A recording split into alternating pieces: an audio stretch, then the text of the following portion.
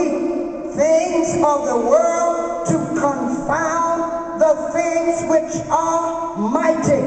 The weak of those without position, influence, or wealth. The weak of those less important, less insignificant, and indispensable. It is a person without any authority or any influence whatsoever.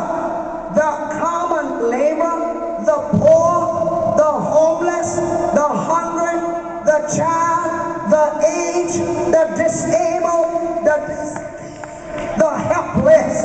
God saves the weak and the mighty person.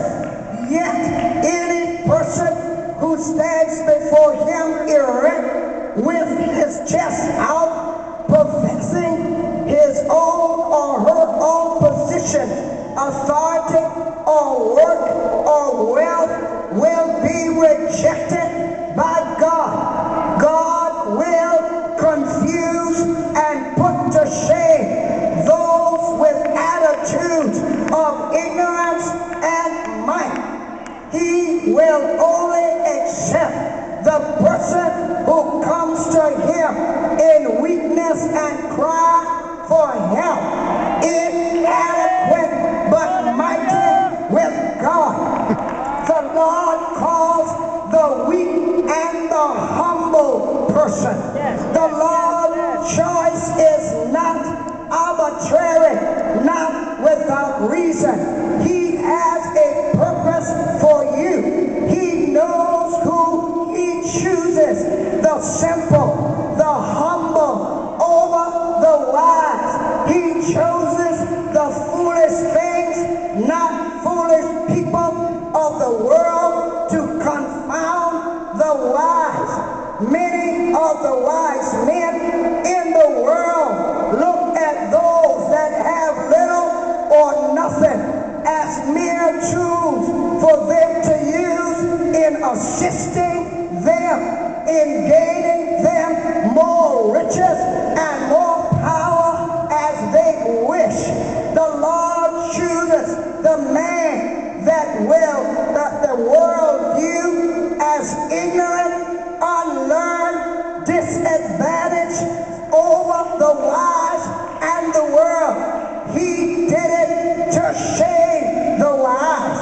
Now I'm almost through with this text, but over in Psalms 8, I read about David. David awed at the glory of the great Creator.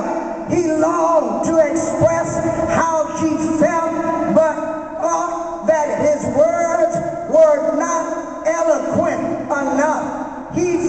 David felt, when he wanted to talk about the awesomeness of God's glory, he felt that it would not make any impact. Yet David, when he felt inadequate with words, David remembered that out of the mouths of babes and suckling, the Lord accomplishes his purpose and glorifies himself.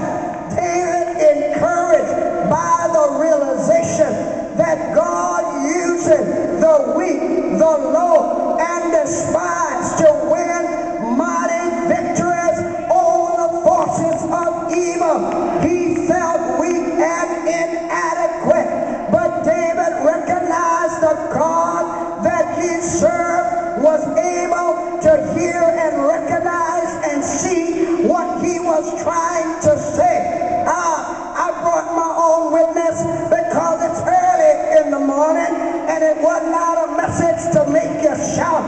But when I try to tell you, stop feeling down, stop feeling bad, God called you for a purpose. I brought Moses with me this morning. When Moses was out there, he felt inadequate. He felt he didn't have the eloquence that he needed. He was keeping the flock for Jethro in the backside of the desert, where he was called and chosen by the Lord.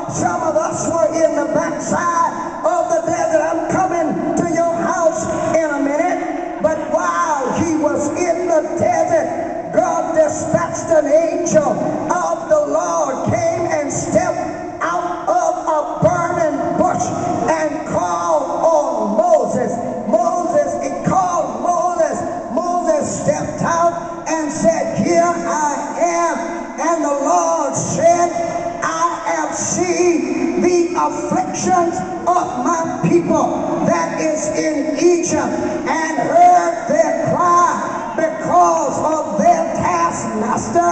I know their oppression.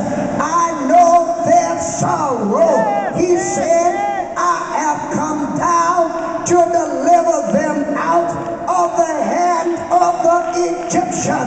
The Lord told Moses, I am going to send you to Pharaoh. I'm taking you from the black desert and sending you and putting you on the front line. Some of you are on the front line this morning, and God snatched you from the desert. The Lord said to Moses, I will send you to Pharaoh to bring my people, the children of Israel, out of Egypt. Moses being nervous, Moses being concerned, Moses feeling I'm only somebody to handle the sheep in the front in the field. I don't have enough qualification to go to a man like Pharaoh. Moses said to the Lord, who am I that I should go to Pharaoh? It doesn't matter who you are when God said go, just say here am I. The Lord said to Moses, I will be with you, and you will be a token that I sent you. In other words, what I want to back up there is the Lord said to nobody. The Lord wanted everybody to know, I'm going to make him a token. I'm going to let the world, I'm going to let the important folk know he is weak. He is not much, but I'm going to use him and let everybody know it does not matter who you are. When I get ready to use you, I'll pull you from the back. He said, when you bring the people out of Egypt, Moses, you shall serve me on the mountain. In other words, you're not going back in the desert. You're not going to go back to keeping the flock. Moses still was a little nervous. The Bible said that Moses felt yet inadequate. Moses said, who shall I say sent me? Because I am a nobody. When I go to Pharaoh, when the children of Israel ask me, what shall I say? Who sent me? The Lord said, just tell them, I am that I am sent you. Moses still said, I am not eloquent to even say, I am that I am sent me. He said, my mouth, I am slow of speech. He said, I have a slow tongue. I have a speech impediment. The Lord said, I don't care what is wrong with your speech. I don't care how you feel. The Lord said, I made the mouth. I made the tongue. I made the deaf. And I made the blind. If you may feel like you're not eloquent, the Lord told Moses, open your mouth and I will speak for you. I got to close this message, but I just want to know if God saves you, if God anoints you, you've got to be able to know that God's going to equip me.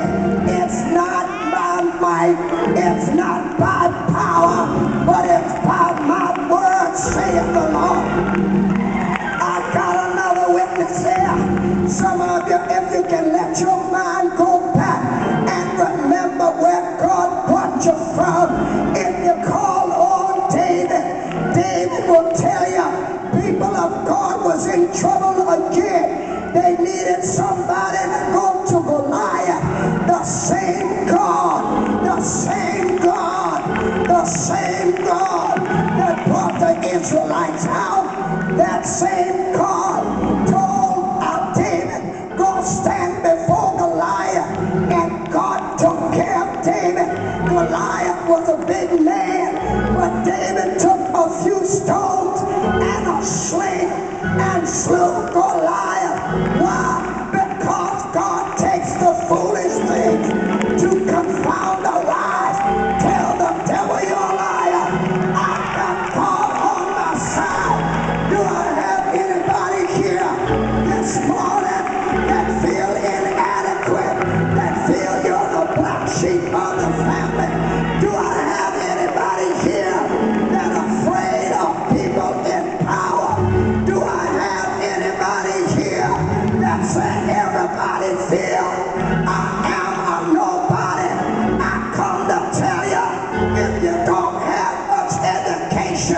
if you don't speak eloquent, if you don't have your mama's name or your daddy's name to write on, God told me to tell you, I deliberately chose you.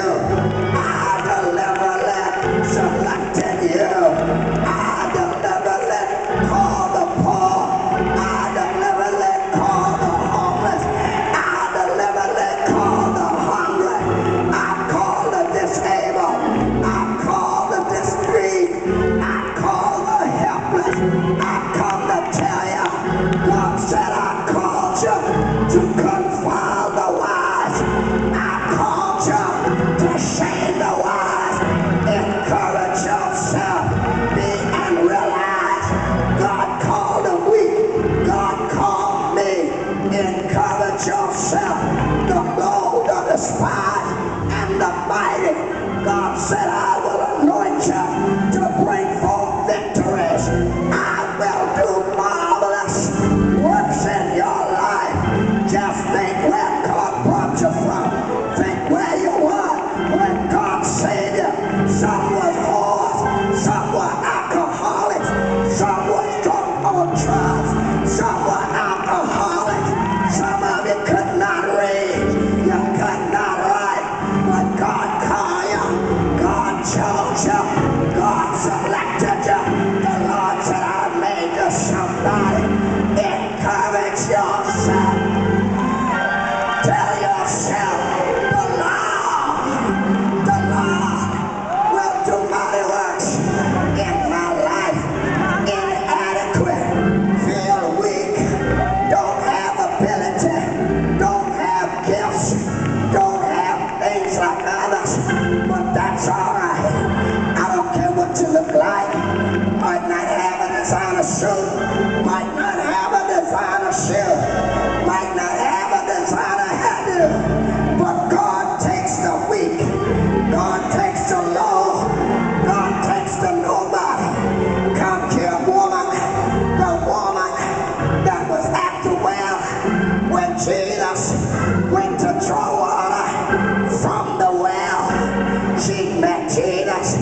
He started talking to her. She was a nobody.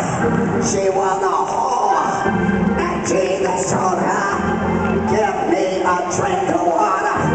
She said, you know, Jews and Gentiles don't have no dealings. I'm a red light district. I'm a woman that stands on the street. I'm a woman that walks all night. But when Jesus wanna use you, when Jesus wanna make you talking, he will confound everything around you. You don't believe me? The Bible said, he told the woman, where is your husband? She said, I have none. He said, got that right. The one you're with is not yours. But he said, if you ask me to help you, if you ask me to give you a drink of my water, I will anoint you. I'll never let you run dry. No, don't believe me? That same woman that sold her body, that same woman